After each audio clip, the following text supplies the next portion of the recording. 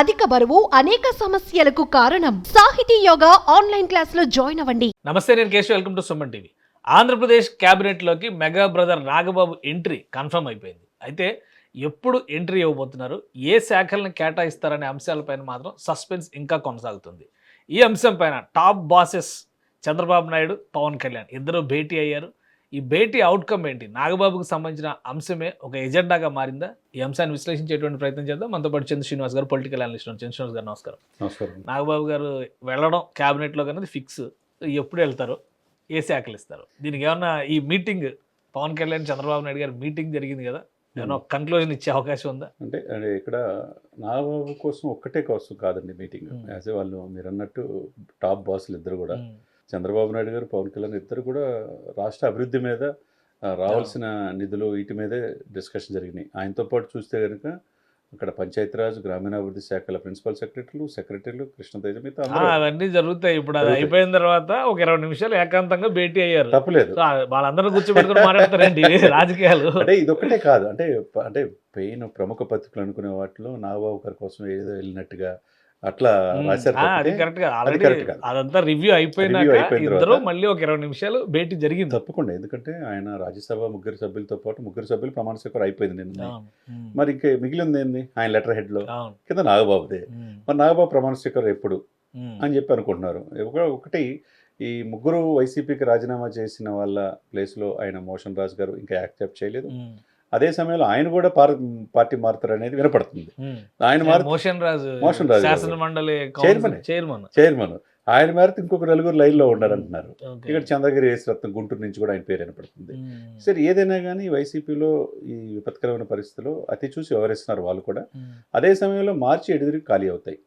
ఇప్పుడు ఎప్పుడు చేయాలి అంటే, మార్చిలో ఖాళీ అవ్వచ్చు, ఏప్రిల్లో ఖాళీ అవ్వచ్చు. ఈయన ఇవ్వడానికి ఈయన క్యాబినెట్ లో రావడానికి అది అడ్డంకి కాదు. 6 నెలల్లో ఏ సభకైనా రిప్రజెంట్ అదే కొన్ని ఏమో ముందు ఎమ్మెల్సీ ప్రమాణ స్వీకారం అయిన తర్వాత అంటున్నారు. కానీ అదేం అడ్డంకి కాదు. వడ్డించేవాడు ఉంటే మనోడైతే ఎక్కడ కూర్చున్నా బాగా జరుగుతుంది. కాబట్టి ఇప్పుడు ఇమ్మీడియట్ గా అతన్ని రేపు మనకు తెలిసిన సమాచారం 26వ తారీఖు ఆయన డిసెంబర్ 26 గవర్నర్ గారు పర్మిషన్ తీసుకుని ఒక్కడే కాబట్టి ప్రమాణ స్వీకారం చేసి తర్వాత 6 నెలలలోపు ఆయన ఎమ్మెల్సీ అనేది చేయొచ్చు.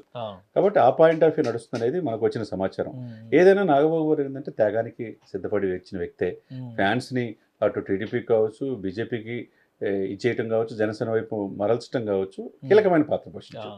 త్యాగానికి సిద్ధపడ్డాడు. నర్సాపురం ఎంపీకి చేసిన ఆ వ్యక్తి అనకాపల్లి ఎంపీ వస్తుందని చెప్పి ఇల్లు ఆఫీస్ కూడా తీసుకుంటే అది కూడా అయిపోయింది. చివరికి పిఠాపురం తన తమ్ముడిని గెలిపించుకోవడానికి, పార్టీని అసమ్మతి వాదనని నచ్చ చెప్పడానికే ఉన్నాడు. కాబట్టి త్యాగాన్ని సిద్ధపడింది ఎవరు? నాగబాబు గారే. ఆ విషయంలో రాజ్యసభలో ఉంటారు, మిగతా 3 సభల్లో ఉన్నారు కదా, ఫుల్ఫిల్ అయ్యిద్దని మనం కూడా అనుకున్నాం.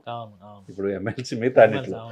అదే సమయంలో రాజ్యసభ కాకుండా ఇప్పుడు మంత్రి తీసుకోవటం 26వ తారీఖు ఫిక్స్ అవ్వచ్చండి. దాదాపుగా 26వ తారీఖు ఆయనకి ఇచ్చే శాఖ ఒకటి, ఎప్పుడు ప్రమాణ స్వీకారం అనేది. 2 శాఖ ఏంటంటే కీలకమైనది. ఇప్పటికే పలు కీలకమైన శాఖలు డిప్యూటీ సీఎం గారి దగ్గర ఉన్నాయి. పంచాయతీరాజ్, గ్రామీణాభివృద్ధి, గ్రామీణ నీటిపారుదల, సైన్స్ అండ్ టెక్నాలజీ అన్నీ కూడా సమర్థవంతంగా, అటవీ పర్యావరణం సమర్థవంతంగా నిర్వర్తిస్తున్నాడు.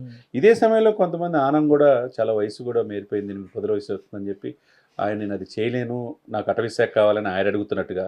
దేవాదాయ శాఖ కూడా ఫైల్స్ పవన్ కళ్యాణ్ గారు తెప్పిస్తున్నట్టుగా కూడా ఆయనకి అప్పచెప్పినట్టుగా తెలుస్తుంది. సరే, ఏదేమైనా కానీ ఆయన ఏ శాఖ తీసుకొచ్చినా ఆ శాఖ అన్నీ తీసుకొస్తున్నాడు పవన్ కళ్యాణ్ గారు. ఇకపోతే సివిల్ సప్లై మనోహర్ గారు సమర్థవంతంగా పనిచేస్తున్నాడు. ఈ పోర్టులు దాని యొక్క అవకతవకలు బయటపడుతున్నాయి. మీరు అన్నట్టు కందులు దుర్గేష్ కావచ్చు, కందులు దుర్గేష్ కీలకమైన సినిమా, ఫోటోగ్రఫీ, టూరిజం ఉన్నాయి. ఇక ఏ శాఖ ఇస్తారు అంటే ప్రాధాన్యత ఇప్పుడు ఇచ్చే శాఖను బట్టి జనసేన ప్రాధాన్యత కూటమి లేదనేది కూడా అర్థమవుతుంది. కీలకమైన మైనింగ్ శాఖ, ఎందుకంటే ఆల్రెడీ 2 శాఖలు ఎక్సైజ్ అండ్ మైనింగ్ ఎవరిది, కొల్లు రవీంద్ర ఉన్నాడు. ఆల్రెడీ అంతకుముందు కూడా ఎక్సైజ్ శాఖ మంత్రి చేశాడు. ఎక్సైజ్ ఆయనకి పరిమితం చేసి మైనింగ్ కూడా చాలా గత 5 సంవత్సరాలు అవకతవకలు జరిగినాయి. ఇప్పుడు ఈయన కూడా ఏంటంటే ఎవరి మాట వినని వ్యక్తి నాగబాబు. ప్రభుత్వ సంపదను కాపాడటానికి ముందుంటాడు. ఏదైనా కానీ కొద్దిగా బయటపడి అది ట్వీట్ ద్వారా కావచ్చు, దేని ద్వారా స్పందించే వ్యక్తి. కాబట్టి మైనింగ్ అక్రమాలు గత 5 సంవత్సరాలు ఎక్కువ జరిగింది. మరి దాన్ని ఎవరో తట్టి సంవత్సరాలు ఏంటి, మొత్తం లెక్క తీస్తే 20 సంవత్సరాలు 30 సంవత్సరాల నుంచి మైనింగ్ లోనే కేసులు ఐఏఎస్లు కూడా వెళ్ళొచ్చారు. అది గాలి జనార్దన్ రెడ్డి గారి తెరి తుట్లాంటిది ఇది. సరే, వాట్ ఈజ్ వాట్ అనేది ఏం జరిగిందని తెలియాలంటే ఈయనకి మైనింగ్ శాఖ ఇస్తారనేది కూడా వినపడుతుంది. అదే కనుక ఇస్తే సముచిత స్థానమే. కీలకమైన శాఖే అవుతుంది. మరి దాన్ని మరి ఏ విధంగా అంటే సినిమాటోగ్రఫీ ఇంట్రెస్టెడ్ గా ఉన్నారు, ఫిల్మ్ ఇండస్ట్రీ, ఫిల్మ్ పర్సనాలిటీ అవి కూడా ఉన్నాయి కదా సార్ అవన్నీ సాలిపోయింది సార్, ఆయనకి చేసి అయిపోయింది. సినిమా ఫోటోగ్రఫీ కందుల దుర్గేష్కే కరెక్ట్ అని చెప్పి అంటున్నారు. ఎందుకంటే అటు చంద్రబాబు నాయుడు గారు కావచ్చు, ఇటు పవన్ కళ్యాణ్ గారు కావచ్చు, ఆయన చక్కగా సమయస్ఫూర్తి గల వ్యక్తి, మాటగారి, కాబట్టి అందరికీ ఆమోదయోగ్యంగా ఉన్న వ్యక్తి. అది ఇప్పుడు కదిలించే పరిస్థితి ఏముండదు. దాంట్లో కూడా ఏముంటాయి, సినిమా ఫోటోగ్రఫీ ఉందా, హోదా తప్పితే ఏముండదు. అంటే అది రిలేషన్స్, ఇండస్ట్రీతో రిలేషన్స్ ఇప్పుడు అంతా నడుస్తుంది కదా. ఏపీలో కూడా స్టూడియోలు కట్టాలి, ఫిల్మ్ ఇండస్ట్రీని ఇన్వైట్ చేయాలి, హైదరాబాద్ తర్వాత సెకండ్ డెస్టినేషన్గా వైజాగ్ ఉండాలి, ఇట్లాంటివన్నీ జరుగుతున్నాయి కదా. డెఫినెట్గా ఆ రోజు చిరంజీవి గారు అన్నాడు, నాకు రిటైర్మెంట్ జీవితం నేను సినిమాల నుంచి అయిన తర్వాత విశాఖపట్నంలోనే నివాసం ఏర్పాటు చేసుకుంటా అన్నాడు. ఒక రకంగా విశాఖపట్నం ఎందుకంటే ప్రకృతి రవాణాకి మారిపోయారు. మీరు అన్నట్టు తీర ప్రాంతం ఎక్కువ ఉంది కాబట్టి సినిమా ఇండస్ట్రీ ఇక్కడ ఎట్లయితే హైదరాబాద్ ఉపయోగించుకుంటుందో అదేవిధంగా స్టూడియోలో రామోజీ ఫిల్మ్ సిటీ లాగా కాకపోయినా ఆ స్థాయిలో స్టూడియోలు నిర్మించుకోవచ్చు. ప్రభుత్వం ఏం కావాలంటే అది ఇయటానికి రెడీగా ఉంది కాబట్టి, ఆ శాఖకి సంబంధించిన డిప్యూటీ సీఎం ఉన్నాడు కాబట్టి, చంద్రబాబు నాయుడు గారు కూడా ఆయన కూడా ఎన్టీ రామారావు గారు అల్లుడుగా సినిమా రంగం ఏంటి ప్రాధాన్యత ఆయన తెలుసు కాబట్టి.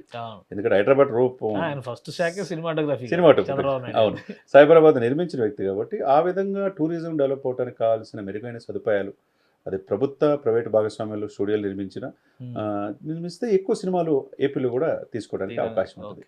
ఏదైనా కానీ నాగబాబు గారికి అతి త్వరలో పదవి రాబోతుంది, ప్రమాణ స్వీకారం చేస్తారని తెలుస్తుంది. అదే మీరు అన్నట్టు ప్రముఖ మైనింగ్ అనేది కనుక వస్తే కనుక మంచి ప్రాధాన్యత, ఏవైనా 2 శాఖలు వస్తాయి అనుకుంటున్నాను నేనైతే. ఒక శాఖకి పరిమితం చేయరు, ఆయన మల్టీ టాస్కింగ్ కాబట్టి 2 శాఖలు ఇవ్వచ్చేమో అని అనుకుంటున్నా. ఆ ఛాన్సెస్ ఉన్నాయా? ఛాన్స్ ఉండొచ్చు. ఎందుకంటే ఏముంది, ఒక్కొక్కరికి 2-3 శాఖలు ఉన్నాయి కదా,